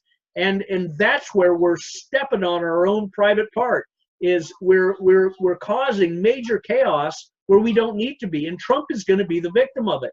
So, this antagonism that Israel is pushing, here's what's going to happen. We never we never want to lose ourselves in the motivation behind why things are happening. That's why the 9/11 thing is very easy to fall apart when you start exposing 9/11. We always have to stick with the science and the facts and what is physically occurring in 9/11 and in this situation. And interestingly, 9/11 and Iran form a nexus because Iran is going to be coming and presenting all of the expert evidence and testimony that Robert David Steele and you and others, Jim, have assembled in defense, in exposure of 9/11. But here's what's going to happen. What's going to happen is Europe and European people are going to recognize that their alliance and their future lies with Russia and Iran and China and the new Silk Road. Russia is going to make a deal with Europe to say, we're going to purge you of these Wahhabi savages. Iran is going to come in and say, look, we want to make a friendship with Europe and save you from these rapist Wahhabi savages who've just raped and caused this Dutch parliamentarian woman to kill herself. That's Saudi Arabia. That's Israel. That's not Iran. That's not Russia. That's not China. So if you want to be cleansed of these fleas called the Saudi Arabian Wahhabi savages from Somalia, Mogadishu, Libya, everywhere in between, then join with Russia, Iran, and China. And we'll purge Europe, return Europe to its Christian conservative heritage or European heritage. And you will be better economically, socially, culturally, and heritage-wise. If you don't help yourselves by joining with Iran, Russia, and China, you're going to be increasingly bled dry by this neocon Zion fascism that is seeking to conquer Europe and conquer the Middle East in this full-spectrum dominance with the U.S. Choose what you want. To be raped and pillaged by these Wahhabi fleas that are being used as pawns in the chess game that Kissinger and all of these monkeys did? Or are you looking to knock over the chessboard and say, to hell with the United States and Israel, we're siding with Russia, Iran, and China for the preservation of our people and peace? And I think they're going to go the latter. Jim? Thank you. Michael J. That was great, Scott. I think that there are a number of things that are worth noting concerning the EU. Many cultures there, starting with the eastern parts of the EU, like Hungary and Poland, are saying no to the plans. Austria also is saying no to the plans of importing these demonic savages from Africa and other Wahhabi nations. Even Sweden and Finland and Norway are saying no. People are being shipped out from Europe. So there is a change happening, not at the governmental level with respect to the EU, Brussels, sociopathic, pedophile cult of Nazis, not with them, but the people in the EU are saying no. What we're also looking at is that people are being shown the dimensions of wickedness, of sociopathic hatred for the rest of humanity by these fake Jews that attacked this boat and stole money and antibiotics during the raid, because normal people want to help normal human beings in Palestine to escape or to endure the horrendous ongoing genocide of Christians and true Jews and peaceful Muslims in Palestine. We were inundated with the bovine excrement of Zionist lying machines running our mainstream media about the inhumanity that was going on with respect to the Palestine terrorists, who essentially they were provoked by the mass murder and slaughter and weaponization of the whole world's opinions against them for decades. We're dealing with a sociopathic cult of Zionist devil worshippers whose doctrines of devils in the Talmud promote pedophilia and Satanism and hatred for the God of Abraham, Isaac, and Jacob. We're looking at the fact that the world is waking up to these creatures that are surrounding Donald Trump, because he is walking down the face of a razor by having these Zionist bastards on one side and these deluded idiots in Christian Zionism on the other side, but he's still trying to save America, and God is answering prayer by allowing him to do what for men would be impossible, but with our God, all things are possible, and God is guiding Trump. I'm looking at the fact that we are witnessing, because of these reactions, because the Zionist bastards can't help themselves but manifest their inhumanity and their hatred for normal people, that this is being exposed, and this is part of the optics and the information warfare that must happen. So I'm encouraged because I'm praying for President Trump and the people around him that he will be continually delivered from the devils that want to destroy him and his family. And I'm grateful that he's putting a shell around his family because he understands the real danger. Jim. Unsurprisingly, North Korea has rejected repeated U.S. proposals to slash its nuclear arsenal. China to Syria, officials say the Chinese military is willing to help the Syrian army retake Idlib. The way China, an increasingly powerful nation in the midst of a great power competition with the United States, interacts with the rest of the world will have significant global implications. Syria could be a case of China's willingness to intervene on a global scale in a more direct way in pursuit of its interests. Both China's ambassador to Syria and its military attaché in the country have raised the possibility of Chinese military operation in Syria alongside the Syrian government. Chinese ambassador Qu Kuizhang reportedly stated the Chinese military is willing to participate in some way alongside the Syrian army that's fighting the terrorists in Idlib and in any other part of Syria. While military attaché Rong Roy Zhang reportedly said the Chinese military could participate in an operation to retake rebel-held Idlib if Beijing made the political decision to do it. It's important to stress neither statement is a confirmation China is about to send military force, but the comments, if true, would mark the closest confirmation we had of such a possibility. New report, U.S. allies, al-Qaeda battle rebels in Yemen. Again and again over the past year, a military coalition led by Saudi Arabia, backed by the United States, has claimed to have won decisive victories that drove al-Qaeda militants from strongholds across Yemen and shattered their ability to attack the West. But it's actually an attack on the Houthis by the Saudis, supported by the U.S. As Canada stands up to them, Saudi Arabia threatens to fly a plane into Toronto Tower, just like 9/11. Canada is doing something the U.S. has never been able to do, stand up to Saudi Arabia. As a result, standing up to the tyrannical Saudi regime, Canadians were issued a dire threat suggesting a new 9/11 style attack on their own soil. The incident began after Canada demanded that Saudi Arabia release several civil rights activists who've recently been thrown in jail. The Saudi government responded by giving Canadian Ambassador Dennis Horrick 24 hours to leave the country and then recalled its own ambassador to Canada, saying it retained its rights to take further action.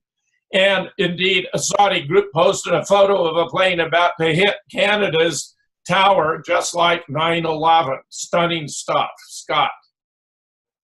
Well, it's an opportunity for Iran to certainly step in and win the hearts and minds of Canadians by saying the Saudis aren't entirely being propagandistic when they use the image of a plane crashing into a tower.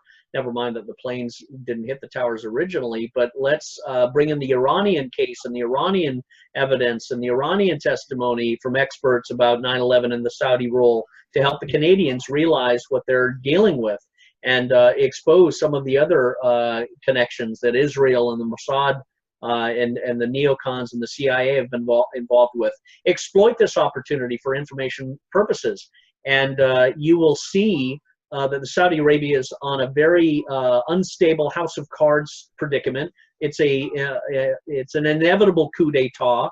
The Saudis will fall. The Israelis most likely will fall too, but the Saudis I think will be the first to fall because of the massive human injustice and the violence and the corruption that they have been perpetrating against their own people. So that needs to be exploited. Canada, we've got friends and relatives in Canada. Canada is, in many regards, an old-fashioned conservative area. It may seem to be liberal in many respects, but there's pockets of it that are not. They're very independent, frontier-type people. So Canada could splinter and break apart. Remember, there are a lot of different regions in Canada. It's not one big country. You got Alberta, you got Quebec, you got Vancouver, you got all sorts of different cultures and people and all of that. So Canada can be fractured, similar to the ideological fracturization that occurs in the United States from the north, the south, the east, and the west. We have different cultures in our country, the mid, America sort of thing. So this Saudi threatening against Canada should be exploited for information purposes to say the leopard doesn't change its spots. Saudi Arabia is threatening you with the same thing they did, only let's provide more information and intel on that. I'll end it by saying one of the things that we need to always remember when we see American politicians standing up and throwing out these lies, Jim, is that the entire basis of the citizen contract with government is trust. And implicit in trust is truth. So every politician, when they speak lies, when they don't speak truth, when they create all of this nonsense about Russian meddling and Russia Facebook ads using Black Lives Matter as somehow throwing the election, when they ignore the Hillary Clinton shell games like Marc Desaulniers was given and Feinstein was given and all these other people, they're violating truth and the trust that the American citizen gives their representatives in government, and that throws off all contracts, that nullifies all political agreements. So we always have to return to that. If these people in politics violate the trust by telling us lies, by fomenting lies as part of sanctions, like the Russian sanctions, then we need to come down hard upon them and file impeachment actions and civil actions in court that they violated the Constitution by violating the fundamental aspect of trust and ensuring the domestic tranquility. Learn the preamble of the Constitution and everything else falls into place. Ensuring the domestic tranquility was the purpose of government, and they're doing the opposite, and they're fomenting wars. So all of this needs to be put in the right context. Jim? Michael J. Michael J. Thank you. What we're dealing with is we're seeing that in North Korea concerning their refusal to get rid of their nuclear arsenal.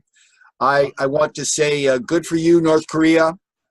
When we can get the Israelis to get rid of their nuclear arsenal, when we can see them being put in back in their place with respect to what they used to justify the murder of John F. Kennedy because he did not want them to have nuclear weapons. When we see the Israelis that are controlling so many people in our Congress and our Senate give up their nuclear weapons, then we should ask Korea, who never attacked anybody, to give up their nuclear weapons. We're looking at the fact that we've got a horrifying beast, a creature that is sucking the life out of America, still attached to America like some kind of a huge community of leeches sucking America dry. That is Israel. Okay, the real enemy is Israel, and the real enemy is has their connection with the military-industrial complex controlled by the Vatican, another cult of Luciferian monsters and pedophiles. What we're looking at is that the way that war is being generated in America and throughout the world is inserting fear, inserting threat, creating chaos. And that's what we're looking at, that Americans are realizing that if we don't see truth, like Scott has pointed out, in our leaders, if we don't see truth in the policies that are putting down the psychopaths and the genocidal maniacs that want to reduce the world's population and want to control us by controlling all of us through central banks. If we don't see these strongholds attacked and destroyed, the strongholds of lies and corruption, then really we're just going on as before. But Americans are saying enough is enough. We are tired of these fools, and I believe Donald Trump is going to help us get rid of the Fed. And I believe Donald Trump, like he said, they're going to save Israel for last. I know the psychopaths don't want to believe it, but I believe America, the people that elected Donald Trump, the millions that came out because they the truth he spoke was resonating in their hearts. America is going to encourage Donald Trump to do what's right And it's not just about the parasites we see trying to cling to him and control him. We're seeing something going on below the surface, and people need to have faith. All right. Thank you. There's a story over which, for time considerations, I just summarize. A Dutch anti-immigrant politician has taken her own life. It was a consequence of a gang rape by Muslims who were opposed to her criticism of the immigration policies. There's a claim by Senator Nelson in Florida, with whom Scott is well familiar, that the Russians are coming to Florida to hack their election. This is about as absurd as it gets, but what we would expect from the Democrats, who are flailing. And here we have now our final story. 99-year-old Nuremberg prosecutor calls Trump's detention of children a crime against humanity. This is bizarre. He's 99 years old. He's not putting the pieces together. Bill Clinton, I passed a law in 1996 that separated kids from their parents who entered the U.S. illegally. Barack Obama, I enforced the law he passed for 2 terms. Donald Trump, isn't it hilarious that Democrats are demonizing me for enforcing their law, which is his obligation as our nation's highest executive? There's a plan to fund citizen journalism in New Jersey to have even more propaganda in the works. Very disturbing, but the New York Times unsurprisingly enthusiastically endorses it. Finally, compare 1,900 children separated from parents at the border by Donald Trump, result media frenzy. 89,000 children separated from parents at the border by Barack Obama, result silence. This exposes the huge double standard and media bias against Trump, about which there can be no doubt. Don, I want to thank you for another opportunity to have a show. I believe we are at the time we have been allotted. We got 4 more minutes. 4 more minutes. Well then, Scott, please go forward. Scott. I do want to. Let me just say, I inserted a slide from a political cartoon that captures the situation in Europe and the condition European women find themselves in, and it is a comic illustration of a woman being gang raped by Saudi Arabian Arabs with a syringe of drugs and a knife and a gun in one hand, and then a father being restrained by the European police and the courts, saying, "That's my daughter." I think that it captures what this Dutch woman is experiencing, and many other women. Now the question becomes, who is doing it, and how do you respond to it? Is it the Saudi Arabian Wahhabist menace, or is it the Israeli Mossad that is pretending to be these Wahhabist Arabs, or both? I think it's a little bit of both. We know the the Israeli Saudi Arabian Mossad have been doing false flag attacks in Europe, from the truck running through people in France to a lot of other things. So I think it's very important to recognize that these sort of things are happening. I look forward to seeing what Kurt Wilders and what this party, their response is to this, because I think this is a game changer. This story just came out, and the question is, how are Europeans going to respond? How are other parliamentarians and political people going to respond who may have been similarly raped? Is this a Me Too movement in Europe that has the potential? I hope so. Go ahead. Michael J.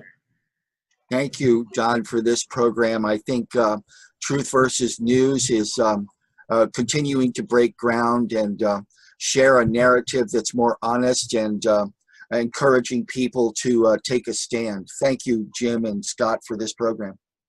Yeah, thank you so much, Don. Don, your final closing word. Okay, we got about a minute and a half, so I just want to update people that today Peter Strzok has been fired by the FBI, so maybe there are some steps being taken to rid ourselves of this neocon people who are dual citizens for Israel and America, and people who are working against us in our own very own bowels of the Capitol there, and doing things that need to be redacted so that we don't find out how scurrilous and how devastating and how treasonous it is. And we really got to, now's the time, folks, for us to stand up and really take action to expose these people and get rid of the slime balls that have been really in charge for decades and decades. And it's almost too late. I mean, we're so far under the bridge, you might say, that might be no return, but hopefully we can get this done. And I think maybe people are coming to their senses and we're getting things done. So with that, I will say, gentlemen, Jim Fetzer, Scott Bennett, Michael J., how can we salute you enough? I mean, you guys are the beacon of liberty and light that is very rare in this concealed system here. So I really, really thank you so much. And I think everybody, any of our fans, let us know what you think about this show. Give us your comments and share this widely on all platforms, just in case we get knocked down again, because it looks like the main people are trying to conceal the truth, especially if it's right on. So we're right on, and you get carry on. Thanks so much for watching today, folks. God bless.